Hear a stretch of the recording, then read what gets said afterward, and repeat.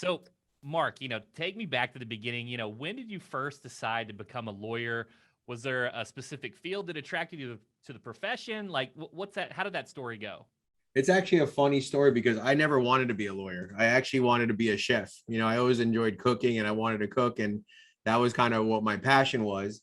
And my father was like, listen, that doesn't really pay well. And on top of that, you're like working every single holiday. But he made a deal. He's like, listen, if you want to be a chef, go to law school, get your law degree, because I had already applied to law school and got in. And he's like, if you still don't want to do it after you graduate, then I'll help you open up a restaurant. Like, so to me, it was an opportunity to try to get to where I would want to go to. But, I've always been a person who took charge, whenever there was like organizing, either parties in college or, getting our friends on vacations or doing that. I was the guy that was always in charge of everyone, collating all the money, getting everyone to sign up. So I've always been a problem solver. And I think I didn't realize how well that played into what we do for a living. That I think as a lawyer, all you're doing is taking other people's problems, internalizing them, and finding a solution for them. So I think that's kind of what kind of migrated me into the law. So I go to law school, I graduate, I get my first job at Terry Rosenblum's office, and I just hit the ground running. And the management side of things that I picked up on is my father was a businessman, like an entrepreneur by trade. He owned jewelry stores when he was younger. Then he owned a chain of sporting goods stores at some times. So there was a lot of times in his life where he tried different businesses. And I remember in the 80s, he had a chain of sporting goods stores in downtown Miami. And I had to go to every single store and batch out the credit cards, count all the cash, and do the profit and loss for every store. Wow. And I'm upstairs in his office and I'm doing the profit and loss. And one of the profit and losses was we lost money that day. So I'm like, what do you mean you lose money that day? And he's like, well, there's no guarantee that you make money, that you have to average out the month. So I think that was one of the life lessons that I took from, learning how to be a business operator in comparison to just being an attorney. So I think when you took those two modalities of being very structured and by the numbers and being a business operator, and then combine that with, some problem solving skills, the rest has been history, so we say, right? Yeah, that's fantastic. So there's school that you go to attend, and then there's school at home, and like what you're actually learning doing. The other thing is, I talk to a lot of attorneys, and they struggle with the business aspect. So they get in the, hey, I can practice the law, I understand the law, I'm a technician, but you got that management side early on. So my dad had good times and bad times. My brother and my sister grew up when times were good. I grew up when times were bad and I had to take out student loans. So I saw what it was when, my parents struggled and had to succeed and work twice as hard, even at an older age. Even in people that I've interacted with along the way in business, you always see people who were successful at one point and didn't have success. So I think that taught me that you always have to be diligent and be prepared for the worst. I think that's something that I've always looked. I'm like, whenever I'm talking to somebody, I'm like, okay, what's the best case scenario? What's the worst case scenario? I always want to know the extremes. And once I know the extremes, then I can formulate a plan on what's the best thing to do. So I think, like you said, you go to law school, you get trained how to the language of law, right? The legalese on how to speak and write like a lawyer. But at the end of the day, it's the practical skills of applying them through your daily interactions and doing what you do, and that's kind of what makes you who you are. So I agree that it's like the law school gives you the degree and the license to practice, but at the end of the day, it's the on-the-job training that teaches you how to really be successful as a lawyer and as well as a manager. Yeah, that's a great breakdown. So when you work for this firm, when was it you decided, hey, I'm going to hang my shingle? Tell me about how you met your partner, Glenn Levine. When did you guys decide it was time to go out on your own? So I always had like the gift of gab. I think my first month of being an attorney, I went to a function where there was doctors and lawyers interacting with each other. So I meet this one doctor, me and him hit it off. And the next day he calls me and he's like, hey, I have no business referring you this case, but you seem like a nice guy. And he sends me this file. And it happened to be a case where a guy lost a leg, right? And we literally settled that case for $3.2 million. So that was my first big hit. And from day one, I was always an advertiser. I'm like, listen, I want to throw my cap in the advertising sphere. And back then, I'm not going to date myself, but it was the yellow pages and the yellow books.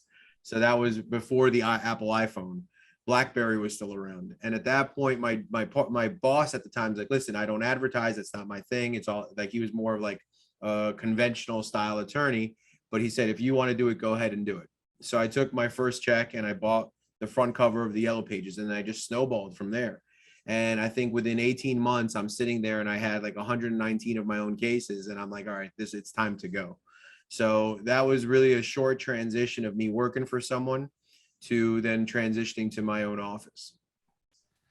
And we kind of laugh about now the Yellow Pages, but back then everyone used Yellow Pages, and that was everyone had that phone book. Well, it's funny. The other day, like I was trying to find someone's phone number, and I'm like, I should dial 411 to see if it even exists. But we had to Right. do like a background search, and we got the number a different way. Yeah, look, the mediums that we used from the past to where we are today, yeah, it's definitely got a much more simpler. But yeah, the Yellow Books was very effective, and the way they did them was they staggered every city, so every city would drop at a different time, and every time the book would drop, let's say in Pompano in Florida, or in Delray, or in Boca, you would see a natural bump in terms of cases that were coming in every time those books dropped. So what you did was you bought all the books and staggered them over the year, and that way you were always busy. So that was just the business model. Absolutely. And that's very smart. And I've even heard of individuals like comboing that with like magnets. So then you're like that existing artifact in an individual's house, and it's super smart. Yeah. So, let's talk about, and then we'll get back to marketing a little bit, but let's talk about your role, like this progression in your role. You know, how has your role evolved, like at the very beginning where you're wearing a bunch of hats, maybe trying cases and litigating yourself, to more like the owner, the CEO? Tell me about that progression. How has that evolved? It's like a weird claim to fame, but I've actually never taken a deposition or gone to court. So really, I've always been an office, manager, and I've been the managing partner of the firm, in the sense that there always had to be someone at home to answer the client's complaints or deal with the problems to make sure that they got resolved. So when me and my partner Glenn partnered up, we met in a Dolphins game. Young guy, about my age, we hit it off. He was a litigator. That was his expertise. What I brought to the table was I knew how to manage a file like the right way. And the way we divided the office structure in the beginning was, you run the pre-suit department, and pre-suit means anything before litigation, from initial sign up of the client, facilitating getting them to the doctors, walking them through the insurance process of opening up all the claims, and ultimately, hopefully, to settlement. That would be the pre-suit phase of the case. If a case was impassed at that time and needed to go to litigation, then it would transfer over to his department. So that was really the division of labor that we structured in our office. That was very good, because we never really stepped on each other's toes. And as we just got busier, in the beginning, I used to do my own secretarial work, and then as the advertising happened, then you start hiring staff, and then you have to say, all right, what do we do to make sure the staff is doing what they're supposed to do? So my old boss basically used to tell me, you have to live and die by your markups, right? When he had an old system where there was Post-its everywhere. Obviously now we have Outlook and to-dos and follow-ups and all the checklists that we need to do. So I think if you're going to be good at anything, you got to be organized. You have to have a system in terms of how you break apart your day. So first thing in the morning, I come in, knock out my emails, texts, do everything I need to do. Midday, I review all my files and do all my med charts. By afternoon, if there's any cases that need to be settled, if they need assistance in bills and balances. And lastly, end of the day before I leave, make sure every call gets returned. So I think by structuring your day in a way where every day you were handling a different portion of the office, that's what allowed us to make sure that everyone was getting the same level of service, right? You don't want one guy to get an amazing experience with Anidjar Levine, and then all of a sudden another guy never get a phone call back, never get returned mail, and then he's feeling that he's being left on the side. So you want to make sure that whatever you do it consistently. There's so many takeaways there. I was thinking of Dan Sullivan, who not how. So you have your who's that if you want to go fast, you find your who's. If you want to go linear and slow, you think about how. And the other thing I was thinking about, and I wasn't going to take it this direction, but a lot of what you just said there's this book by Sean Whalen. I think it's called Make Shit Happen. And he talks about the 4 pillars of success. He talks about power, which is like health. It talks about passion and relationships. It talks about purpose, mind. And the last one, I can't remember it. I think it's power, passion, mind, and purpose, I believe is the last one. But the one, we were kind of joking about this before. You've got the Peloton right behind you. So you've got your systems for work, right? And we know how important a healthy body and mind are, like it sounds like you have a consistent habits for all these areas of life. Yeah, look, my office staff actually prefers when I work out, because they say that I'm a lot more chill the rest of the day. I think whenever you're dealing with a lot of stress, a lot of issues, a lot of things that you're responsible for, human nature is that we get more tense, more anxious, and not to say anxiety, but that stress of having to deal with multiple things at the same time, can wear on you, and all of a sudden your interactions with others become a lot more short or court, right? So by waking up in the morning and doing that workout, knocking it out, sweating it out, getting the stress and the anxiety off your body, I think aside from taking care of your health, it also takes care of the mind in that way, where now all of a sudden you're just a little bit more chill when you're dealing with your staff, you're a little bit more relaxed, and it kind of helps with those interactions for sure. For sure. And, I did some guest research and I heard a saying where you said, you treating all of your staff equally in the same way doesn't work. And I was just wondering if you could elaborate on that a little. So I think as they become staff, like initially you want to be fair with everyone. Open door policy. If they have a question, I want them to have access. I want to be able to answer that question. But I think as they've been with you longer and they know what they need to do, and they already know the Anidjar and Levine way, you have to have a certain level of trust in that individual. So I may be a little bit more lenient in terms of, where are they? What's going on? I know they're doing their job. I know they're handling their work. Their clients are happy. They're completing their tasks on time. They're going to get a little bit more free reign. Now, if it's someone who's new, now, like I said, it's back to the original comment that we started the podcast with, which is making sure we maintain the consistency of care that we're providing our clients. Well, if I have a new employee, until I know that they've graduated and they're doing things the way I want them done, yeah, I'm going to be a little bit more strict with them. I'm going to be a little bit more regimented with how they perform their job. And we have what's called like a memo sheet. And a memo sheet is just like a cheat sheet of all the things that I want to see on a case. Date of accident, property damage, insurance, where is their treatment, MRIs, all the things that I need to make a proper assessment of the case. And you're not allowed to walk into my office if you don't have this sheet on top of your file. Like it's a rule. But then as they graduate and as they already know the file, maybe someone who's been here for 3-4 years consistently demonstrated that they know what they're doing. In that situation, they'll come and just have a conversation with me. They're not going to go through the ritualistic, thing of performing this sheet before they walk in my office.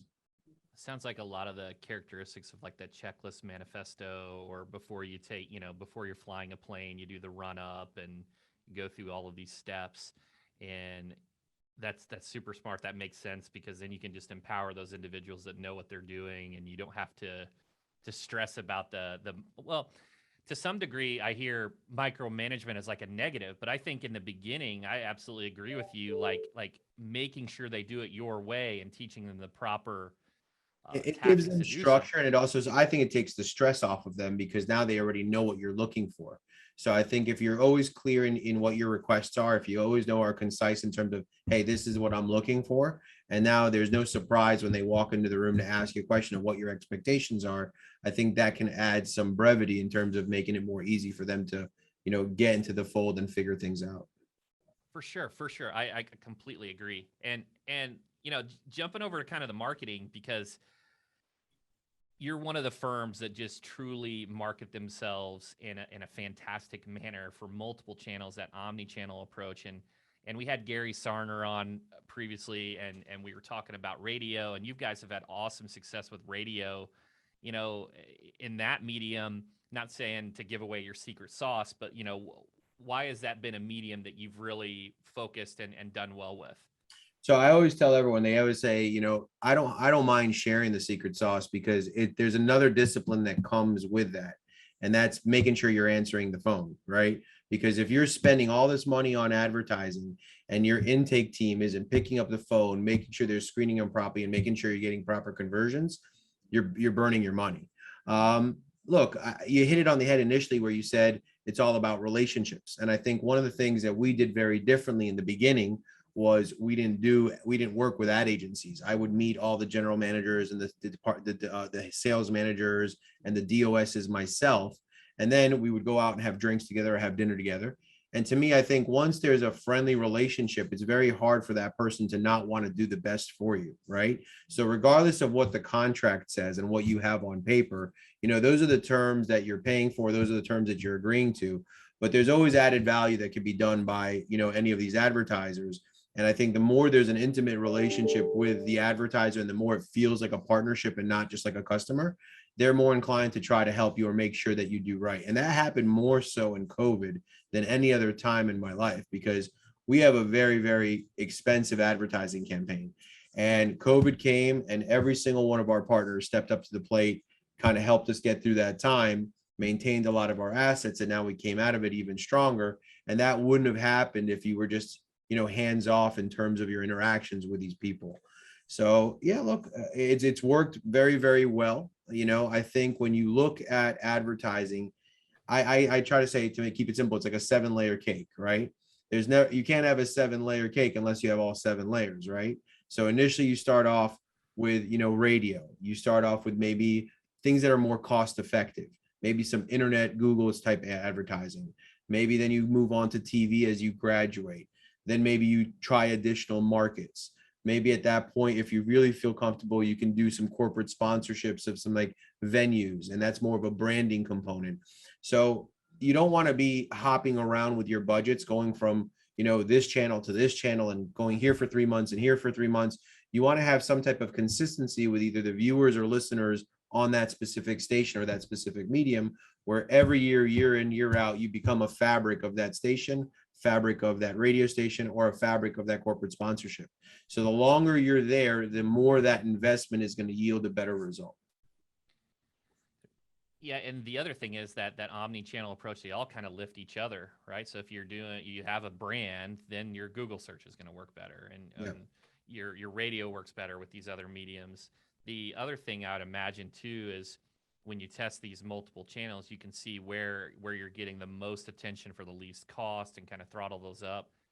And with those relationships, have you found, like, hey, with these economies of scale and this loyalty to a specific vendor, that, hey, there is that friendship. So now there is intention to maybe really focus and get you to the head of the line when there's a good opportunity. Look, and as you grow, those are the relationships that are going to assist you to going into other markets, because those other markets are usually owned by the same company. So whether it be Cox, iHeart, Odyssey, whatever, or, Fox, or, Hubbard, these are all major clusters that have multiple stations throughout the state. So the more you have solid relationships as you decide to expand your practice and move into these other markets, those are going to be the guys that grease your wheels and make it so much easier for you to do so.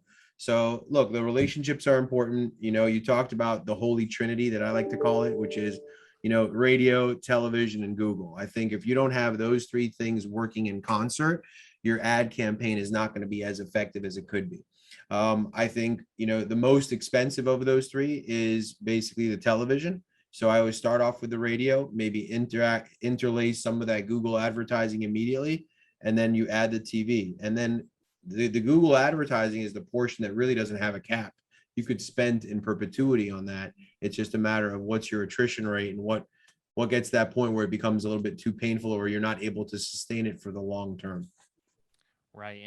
And the other thing that you mentioned too, when you had these relationships, and I like to think of COVID as like a big opportunity, right? And not in a, obviously it was very detrimental to many people, but those individuals that didn't throttle back, I mean, what other time in the last 10 years where did your competitors just decide to throttle back or stop, right? And if you kept your foot on the pedal, that's where you gain a lot of market share, and it creates that gap that's harder to compete against, particularly in search engine optimization, like content marketing. Yeah. Look, so like that story where I told you about my dad and the profit and loss, one of the key things that we do at Anidjar Levine is I don't have any debt. All my advertising is bought cash up front. So when COVID hit, we were in a very good financial position to weather that storm. So aside for the fact that our partners came to the table and helped us, what you said is very true. A lot of our other competitors were slashing their budgets, cutting out, releasing assets that we thought would never become available. And because we were in a better position, we were able to pick up a lot of those things. So there was a double-edged sword there, because you're investing while your income is going down, right? And now you have to carry that load long enough for you to come out of COVID and reap the reward of that investment. But that's the difference between sometimes a short-term strategy and a long-term strategy. You got to always plan for the long game, but be respectful of the short game, right? What are your short-term capital needs? And then how much are you always putting aside toward long-term growth?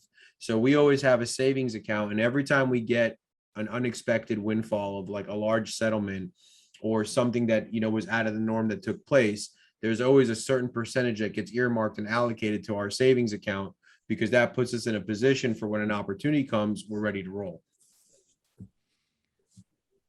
I really like the idea of that savings account. And one idea I just had kind of on the side is when you get those big windfalls, and people, a lot of times people don't want to set on cash, and they'll try to invest in a stocks or whatever accounts. But if you invest into your marketing, a lot of times you'll get a better return in your marketing up front. You might get a 10-20% discount just doing that all entirely up front versus trying to get that same return on the stock market. So if you're a doctor, or if you're, you know, accountant, someone who's more on a fixed income, you know, you need to basically put your money to work for you. So you invest in the stock market because you're hoping to get better returns than you would get in a conventional bank account, right? I think as a personal injury attorney, we're a rare breed in the sense that our own industry is our stock market. So the more money I put in advertising, the more my X could be 5X, 6X, 7X on my investment. And in that sphere, I'm in complete control. I'm not relying on shareholders. I'm not relying on an earnings report.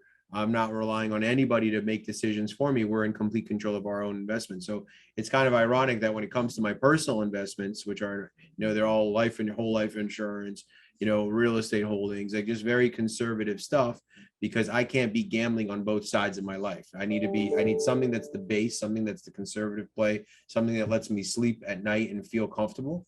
And that fact that I feel financially stable when money comes into the business, I'm twice as aggressive as I would have otherwise been, because I don't have the obligation of financial payments or monthlies that are choking me, so to speak. And I guess you can objectively look at those decisions a little bit differently than having to like forced to look at it on a smaller basis, like, you know, where it might be Everything's done because of a want, not because of a need. You know, so I don't need to do anything. I can do it because I choose to do it. super smart. And on the growth side, okay, so your firm's expanded, you've got multiple offices, and let's talk about that aspect, because that's one that a lot of our listeners, you know, maybe they're doing pretty well in their market and they're kind of doing well in their home base. You know, what's the strategies to then, you know, is it to just pick another city, pick a, you know, expand outwardly near your location? Yeah. What goes into some of those strategies for expansion? So I think there's a market saturation point where you're spending so much money in one area that there's only so much low-lying fruit that you can pick, right? So if you try to get 100% of the fruit off the tree, you got to get a ladder up there to pick off the top, versus taking what's at arm's length on the bottom and getting the 70% that you can easily obtain without the additional fight. It depends on the type of cases that you're going after, which is also important. But I would just basically say you got to have a strong market penetration where you feel year over year, is this market continuing to grow? If the market's continuing to grow exponentially and you're happy with that growth, keep doing what you're doing. When you start to see that flat line or that trail off of, hey, I'm spending XYZ more, but I'm not getting that exponential return that I was getting before, that might be the time when you say, okay, I think we hit saturation point. We need to consider maybe either expanding into another market or trying a different area of law, which we've done in our firm as well. So we branched off into workman's comp. We branched off into, you know, something in Florida that's called PIP litigation. We do property, first party property claims, which has to do with hurricane claims and all those other areas. So I looked at those similar from my father, who had all these different stores that were all these different profit generators. I'm like, every single area of law could be another profit generator for me. Work comp could be its standalone, property could be its standalone, PIP could be its standalone, and then you have the main firm, which is Anidjar Levine.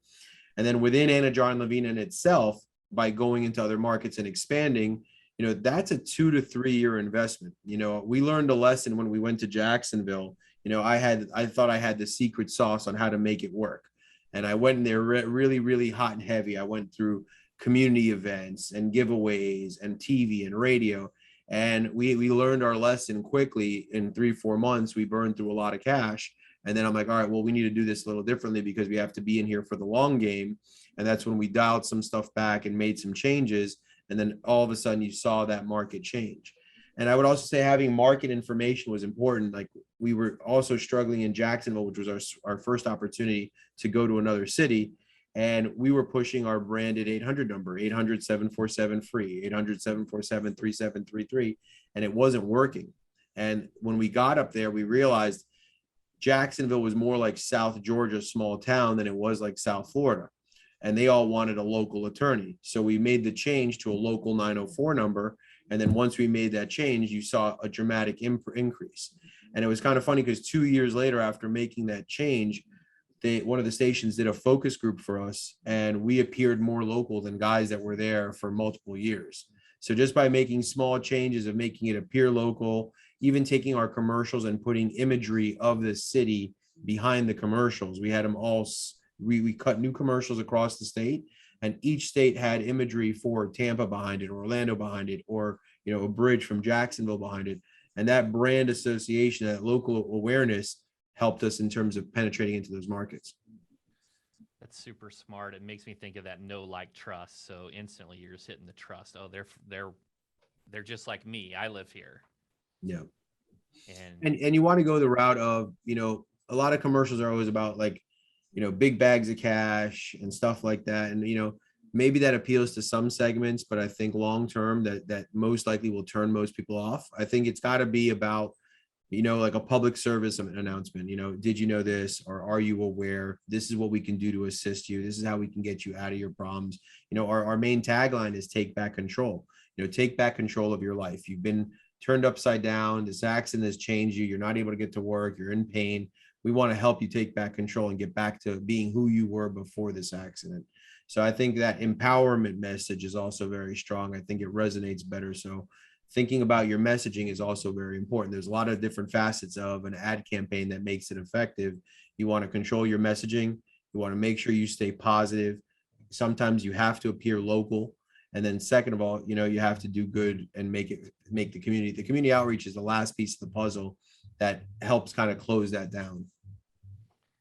yeah, and on the messaging first. So I read a story when I was doing my research that you had a situation where, like, you tried to use humor in early on in radio advertising, and maybe it wasn't the best, and then you kind of learned these different strategies that worked for your firm. So, you know, for me, from an outside consumer, I see, you know, the legal eagle guy like busting through, and you got the bald eagle sound, or that guy Jamie, I can't remember, something that was the Super Bowl commercial where he had the big sledgehammer, you The know. hammer. Yeah. So look, like there's a saying that no publicity is bad publicity. So sometimes, as long as they're talking about you, that's just as important. And I'm not saying sometimes putting a little humor into something that isn't a good, you know, catch to get people to remember your name. But in that instance that you were describing, we were on this Spanish radio station, and there's like a Spanish show called El Gordo y la Flaca, like the fat guy and the skinny girl. That's like the name of the show. And it's on Univision, and it's a very popular show in the Spanish market in Miami. So I made this caricature because back then I used to weigh a little bit more, and it was like a chubby caricature, and like, llama el gordo, call the fat guy if you have an accident problem, right? And, you know, I thought it was cheeky, I thought it was funny, I thought it would work. But then, you know, people who are sitting there with their family laid up in the hospital with a broken leg, or God forbid a broken back, don't really want to call the fat guy. They want to call a serious lawyer. So I think that was a lesson that I learned early on. And I think I was 25 or 26 years old when we tried that. But look, there's definitely going to be trial and error. And just kind of like what I told you, like with my father, and there was never people that only did it well in business. There's always hard times, whether it's going to be a COVID coming in and kicking you and making you readjust everything, or whether, employees of yours leave and, try to do damage to your firm on the way out. There's always going to be some type of resiliency that you're going to run into, and how you learn from that, what you take away from that, and the changes that you make in order to get better are just as important. So, I think even in an advertising campaign, you're going to make mistakes along the way, but sometimes I'd rather make 8 decisions and 2 mistakes than make no decisions at all. just continuing to move the ball forward. That reminds me of that entrepreneur versus entrepreneur. You know, those entrepreneurs have a ton of ideas, but the entrepreneur just goes and executes, and Yeah. that continuous improvement. Mark, this has been fantastic. You know, and one final question. You know, where can people go to learn more about you and your firm? Look, I mean, our website is a key place to go, anidjarandlevine.com. I know Anidjar is not the easiest spelling in the world, so hopefully you'll put it up there and they'll be able to see it. But it's, Absolutely. calling our office, one of the things that we pride in our firm is that every single new call is answered by an attorney. We don't use an intake team. I don't use a call center. Every single one of our attorneys has a yellow pad on their desk, and it has to be screened by a lawyer and signed off by an attorney. And that way we know that every legal issue is being seen. We had a situation where another law firm, withdrew on a case because they just saw that it was a small insurance policy, but they didn't recognize that the guy was taken to the hospital. The hospital committed malpractice, and we wound up setting that case for 7 figures. So if it wasn't for an attorney screening that call and really looking at all the legal issues rather than just the one in front of their face, someone would have missed that. And actually another law firm did. So I think those are the things that we always bring to the table, coming to our website, calling us whenever you have a problem. And, we're always here to answer questions, whatever they are. Fantastic, Mark. And yeah, I love that unique selling proposition, because that's definitely different than most. Most don't have the attorney answer. They use that intake team, off-site, or a paralegal or someone that's taking the call. And it's been awesome having you on the show. And thanks so much, Mark. Hey, Chris, really appreciate it. Really appreciate the opportunity, and keep up the good work as well.